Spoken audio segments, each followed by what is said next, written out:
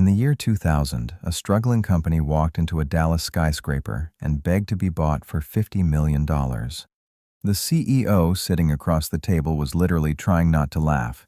He said no. That company? Netflix.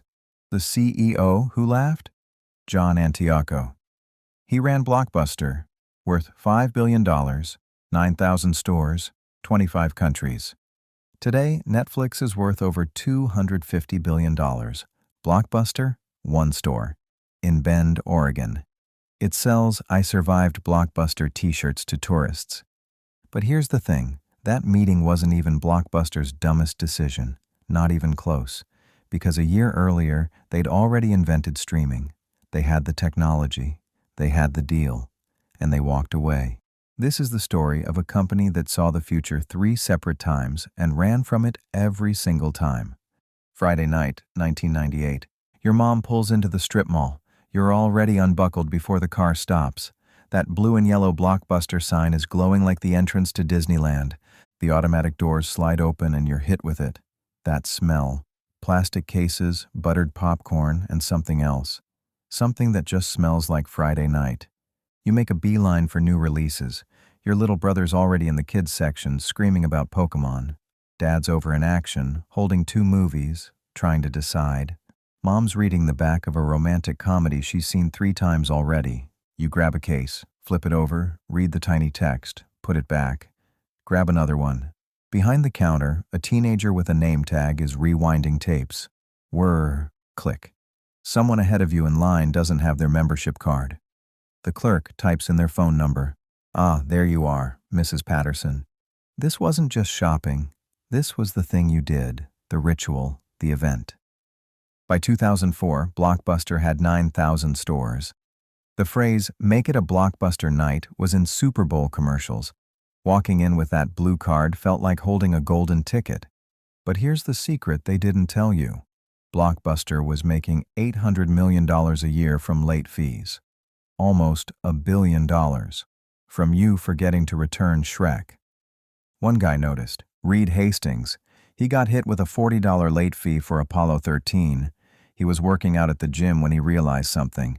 His gym charged him $30 a month and he could come and go whenever he wanted. No late fees for not showing up. Why couldn't movie rentals work the same way? He called it Netflix. Red envelopes in your mailbox. No late fees. Ever.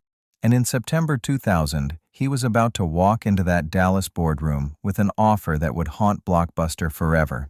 But wait, we need to go back one more year first. Because before Netflix even knocked on their door, Blockbuster had already been handed the future on a silver platter. July 2000. Blockbuster and Enron, yes, that Enron, announce a 20-year partnership. The idea? Video on demand, streaming, movies delivered through your internet connection straight to your TV.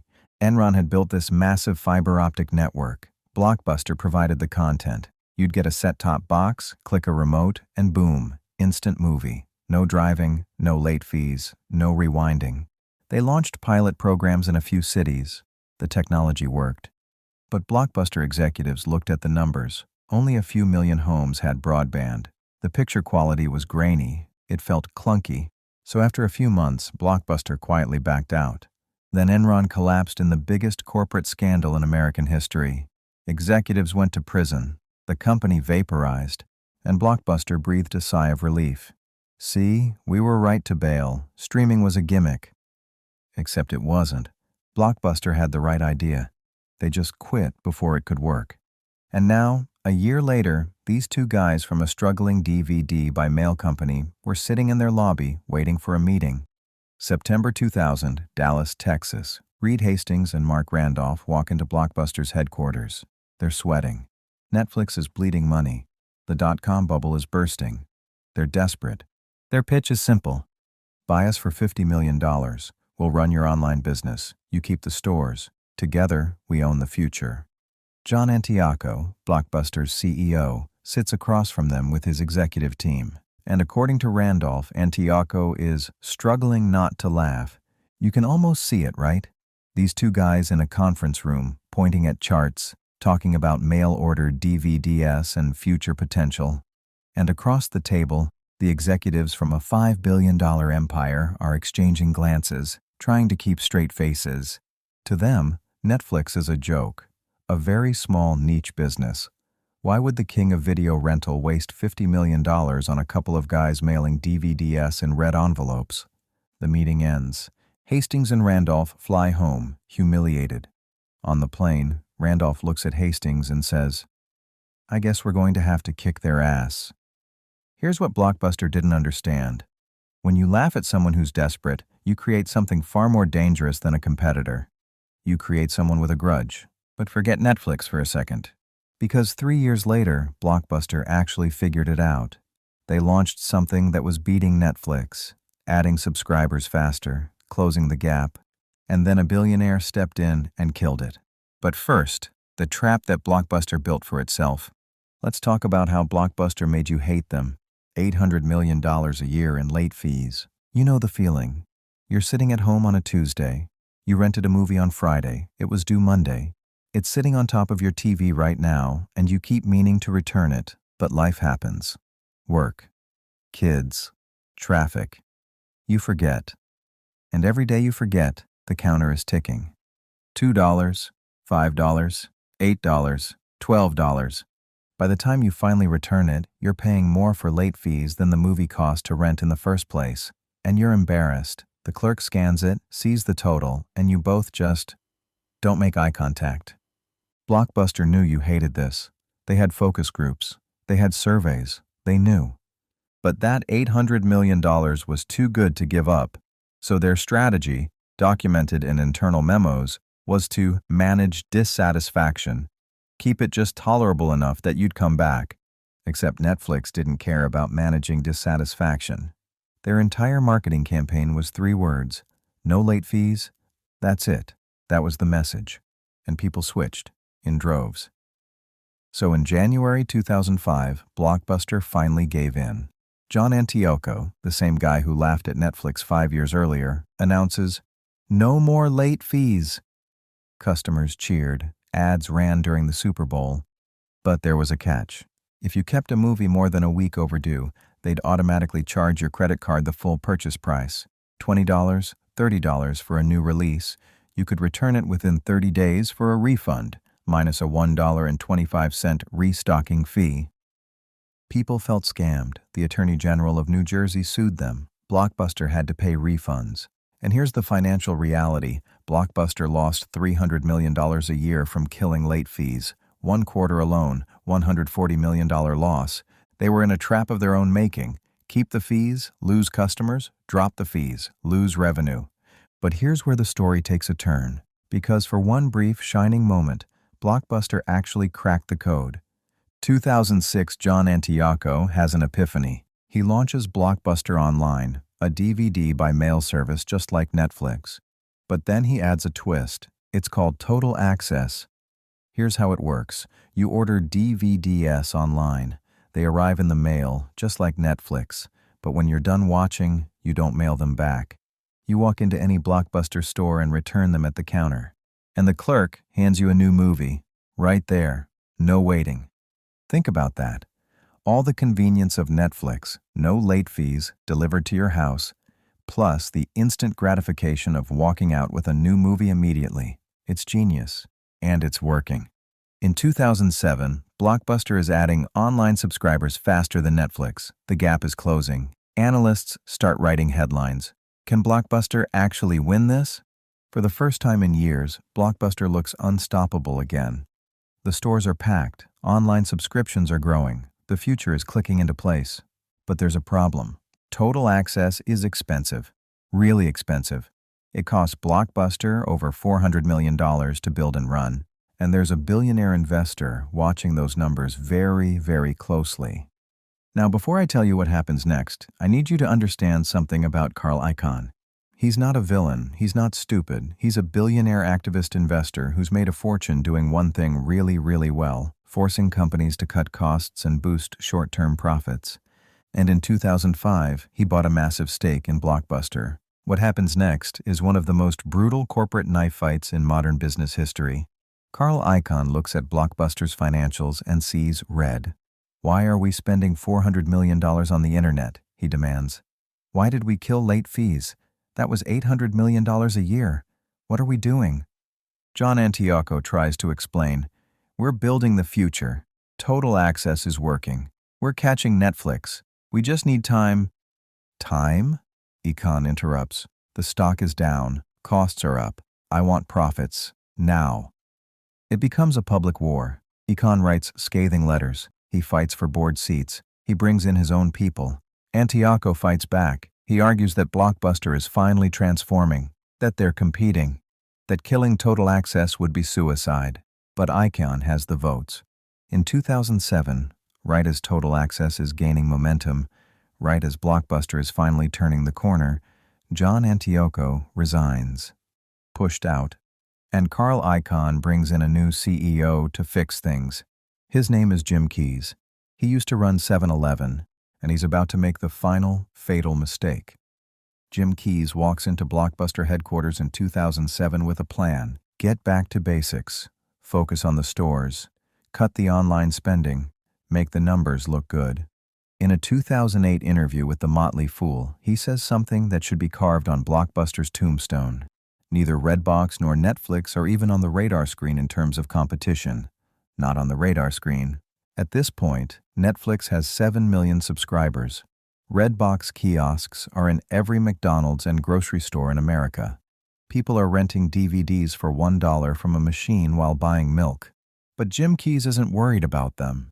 It's Walmart and Apple, he says confidently. That's our competition. He goes further. He says maybe 100 people in the world care about streaming video, and it'll be at least 5 more years before it's viable for normal people. So what does he do? He guts Total Access, makes it less attractive, raises the prices. He quietly reintroduces late fees to squeeze more money from the remaining customers. He wants to turn Blockbuster stores into media hubs, selling phones, gadgets, maybe some coffee. Make it like an Apple store, but for movies. Meanwhile, in late 2007, Netflix launches streaming. You can watch movies on your computer, instantly, no mail, no waiting. A college student in a dorm room at Penn State pulls up The Office on his laptop. He's watching it through Netflix's new streaming service. He has no idea Blockbuster even exists online. Why would he? They barely advertise it anymore. Redbox explodes. 20,000 kiosks across America by 2009. iTunes launches movie rentals. Amazon starts streaming. The world is moving. And Jim Keyes is rearranging deck chairs on the Titanic, convinced the iceberg isn't real. Blockbuster closes 526 stores. Another 960 stores close. The blue and yellow signs start coming down from strip malls. The aisles go dark. Employees pack up shelves. Parents drive by with their kids in the back seat. Why is Blockbuster closed, Mom? I don't know, honey. September 2010. Blockbuster files for bankruptcy. Over $1 billion in debt. Dish Network buys the corpse in 2011. By 2013, they close every remaining corporate store, except one. There's a Blockbuster still open in Bend, Oregon. It's independently owned, a franchise that survived. People visit it like pilgrims. They fly in from other states, other countries. They walk through the doors and the smell hits them, that old plastic carpet popcorn smell, and they just stop. Some of them cry. They touch the DVD cases. They take selfies by the new releases wall. They buy Last Blockbuster on Earth t-shirts and hats. The manager, Sandy Harding, says people tell her stories about first dates, about Friday nights with their families, about the time they argued with their dad over whether to rent an action movie or a comedy, and how that memory is now one of their favorites because their dad died last year. This isn't just a store, it's a time machine. And what's heartbreaking is that it didn't have to be the last one. It could have been one of thousands. Blockbuster could have been Netflix, could have been the one putting Redbox out of business, could have been the company streaming The Office to that college kid. They had every chance. They just said no, every single time. Here's what haunts me about this story. Blockbuster saw the future 3 times. 1999. They partnered with Enron to build streaming. They quit. 2000. Netflix offered to sell for $50 million. They laughed. 2007. Total Access was working. They killed it. 3 chances, 3 different paths to survival, and every time they chose the past over the future. But why?